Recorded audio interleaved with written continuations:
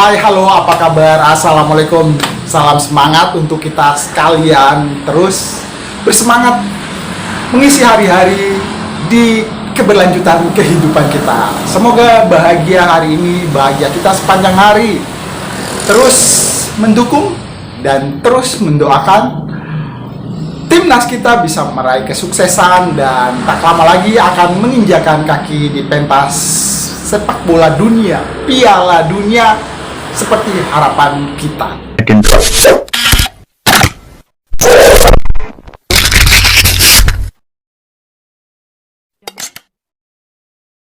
Hari ini kita berkesempatan ketemu lagi membuat konten di kanal Dedi Sapa Teman, dan hari ini nggak ada tema penting, jadi kita ngomong-ngomong di depan kamera, ngomong ngalur ngidul dan ngebacot membahas tentang apa saja, tapi lebih berhubungan ke sepak bola ya. Kita sudah dikalahkan oleh tim Samurai Biru dengan skor 6-0, dan ini adalah partai pertandingan bersejarah untuk kita. Tapi sebenarnya di zaman sejarah sepak bola dulu, timnas Indonesia juga pernah mengalahkan tim Samurai Biru, tim Jepang dengan skor telak 7-0. Jadi kalau siklus 1000 tahun, siklus 100 tahun mungkin akan kejadian. Ya nggak usah terlalu dipermasalahkan siapa yang salah, siapa yang gimana, siapa yang gitu. Yang jelas kalau semakin kita goreng tentang hasil pertandingan Indonesia menghadapi Jepang di babak akhir putaran keempat di grup C, semakin memusing. Jadi memusingkan kepala kita, dan ya nggak usah dibahas. Kita tetap fokus berlatih. Para pemain kita juga sudah kembali ke negara dan beristirahat. Nanti akan memperkuat tim masing-masing, ya kehidupan berjalan terus. Jadi itu nggak usah terlalu memikirkan sesuatu yang sudah kejadian. Fokus saja berlatih keras, berlatih dan bersemangat berlatih setiap harinya untuk kesuksesan di putaran keempat nanti. Sudah kita tahu bersama bahwa saat ini belum ada keputusan dari AFC mengenai host atau tuan rumah penyelenggara putaran keempat. Kalau sebelum-sebelumnya kita sudah sama tahu kalau AFC memberikan kesempatan ke tempat yang netral, tapi belakangan menunjuk dua negara yang berperingkat terbaik dari fase putaran ketiga kemarin. Jadi yang sudah santer terdengar itu tuan rumahnya adalah Qatar dan Arab Saudi. Ini memunculkan banyak spekulasi dan rasa-rasa nggak setuju dari peserta lainnya seperti Oman, Irak, Indonesia. Nah itu nggak setujunya ya sepertinya AFC ini memberikan keleluasan, kelonggaran kepada dua host tuan rumah penyelenggara untuk lolos ke Piala Dunia. Ya entahlah. Yang ini juga membuat kita pusing, jadi ya nggak usah terlalu dipikirkan itu. Yang jelas untuk squad tim nas kita terus fokus, bekerja keras, berlatih keras, terus fokus berlatih hingga tiba saatnya di tanggal 8 sampai 16 Oktober nanti menjalani putaran keempat. Tampilan kita hari ini berbeda ya. Kita lebih mirip dengan orang Jepang. Ya kita masih bersaudara sama orang Jepang. Tapi sebersaudaranya kita sama orang Jepang itu beretika. Meskipun kadang-kadang mereka dikenal sebagai manusia Asia yang ya religi agak jauh beragama tapi berkepercayaan. Kalau tentang berketuhanan mereka agak lebih ke pribadi masing-masing. Tapi yang jelas orang Jepang itu beretika. Itu yang kita tangkap dari beberapa pertandingan yang kita lalui, dari 10 pertandingan sebagai tuan rumah dan bertandang ke negara-negara peserta putaran keempat di fase grup C. Yang paling berkesan itu adalah pertandingan di Osaka, pertandingan terakhir kita. Kenapa? Pada saat supporter pencinta sepak bola kita menyanyikan lagu Tanah Airku di stadion apa kemarin? Di Osaka ya. Itu banyak supporter sepak bola Jepang juga ikut menyanyikan. Kenapa mereka juga ikut menyanyikan? Karena mereka sudah tahu arti dan makna yang terkandung di dalam lagu Tanah Airku.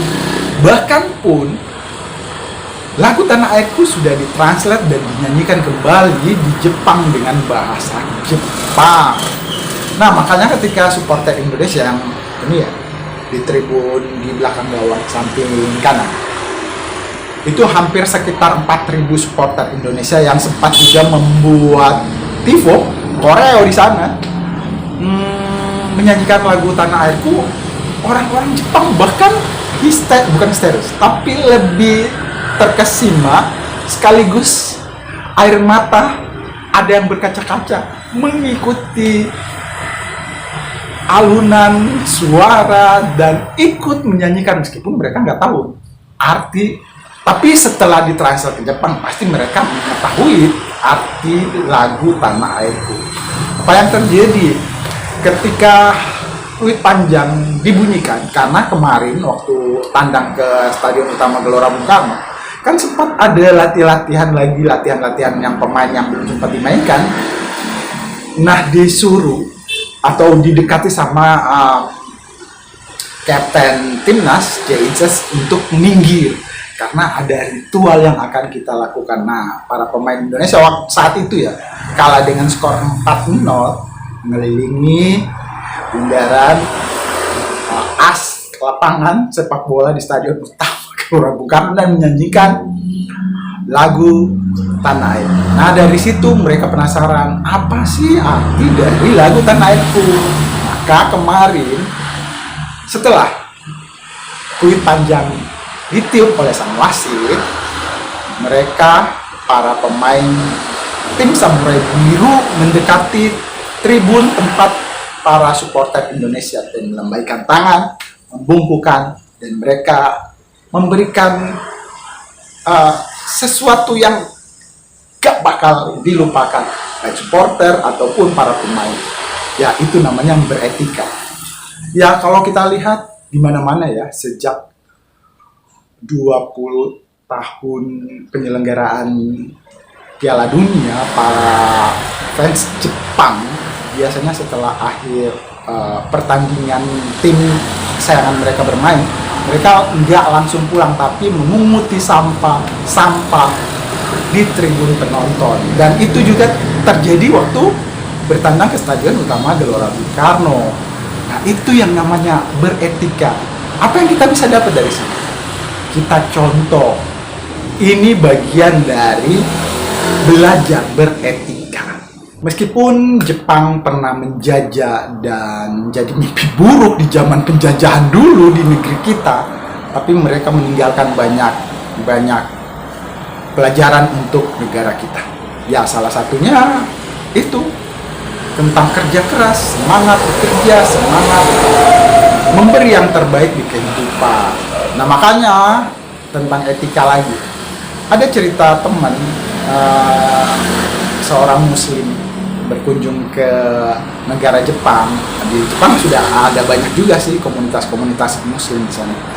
Tapi waktu itu dia akan melakukan ibadah, melakukan sembahyang, sholat karena tiba saatnya. Nah, orang Jepang dengan ikhlas memberikan keleluasan, kesempatan untuk melakukan wudhu di rumahnya. Nah, waktu itu ketinggalan sesuatu di sana di rumahnya orang ini. Ini bukan orang yang dikenal atau seseorang yang kita sudah pernah berkenalan, tapi orang asing. Nah, dia ngambil wudhu di sana dan tertinggal barangnya di sana. 5 tahun kemudian dia mampir lagi dan barangnya masih ada di sini. Apa yang kita bisa tangkap dan kita ambil lagi dari sini? Itu cara orang beretika, sungguh luar biasa orang Jepang. Nah, orang Jepang itu baik-baik, kalau kita juga baik. karena di Jepang itu banyak musim semi, musim gugur, musim panas, musim dingin juga ada. Jepang itu dibedakan beberapa provinsi. Kalau di Jepang disebutlah prefektur. Nah, jadi daerah-daerahnya prefektur mana? Kalau Osaka itu prefektur yang sudah agak maju sih. Banyak orang-orang kita yang bekerja di sana, anak-anak yang keluaran dari SMK, yang ikut magang, yang dari BLK atau Balai Latihan Kerja, difokuskan untuk kerja di sana. Ya, orang Jepang itu sedikit, dan ya semakin kesini jumlah penduduknya sudah makin berkurang karena nggak ada yang generasi berikutnya ada, tapi sedikit bertambah. Generasi 2 semakin banyak dan mati, sementara generasi berikutnya sudah agak kurang. Jadi kalau tentang jumlah kelahiran, pertambahan penduduk kurang di Jepang. Makanya mereka meminta kita untuk datang ke sana, baik melakukan hubungan perkawinan, silaturahim, atau tinggal di sana. Ya, siapapun kita boleh untuk sana, tapi ya harus memenuhi syarat dan standar yang mereka berikan. Aduh, kita mau ngomong apa sih hari ini? Hari ini kita betul-betul ngalor ngidul.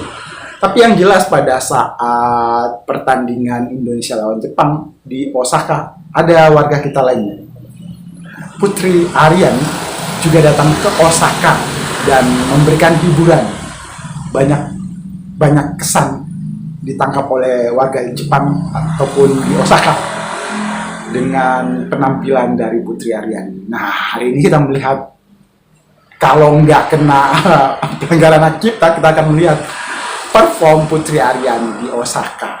Nah, Putri Aryan ini menyanyikan lagu Jepang yang terkenal itu. Jadi kita nggak membuat konten reaction, tapi mari coba kita lihat dan mereaksinya. Ini Putri Aryan ini ada di Pavilion Indonesia di Osaka. Keren kan ini? Itu di belakang ada seperti ini susunan kayu-kayu balok-balok, lebih mirip kandang kambing atau kandang ayam. Tapi ini Pavilion Indonesia, jadi kelihatan modern, dihiasi dengan balok-balok kayu. Thank you so much. Demikian konten ngalor ngidul kita hari ini.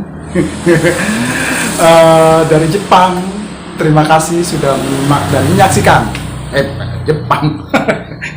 Kita mirip ini ya, Ohara atau mirip, ya kita mirip turis Jepang. Terima kasih sekali lagi sudah menyimak di kanal Denny Sapa Temanari. Terus mendukung timnas Indonesia berlaga di pentas Piala Dunia. Assalamualaikum.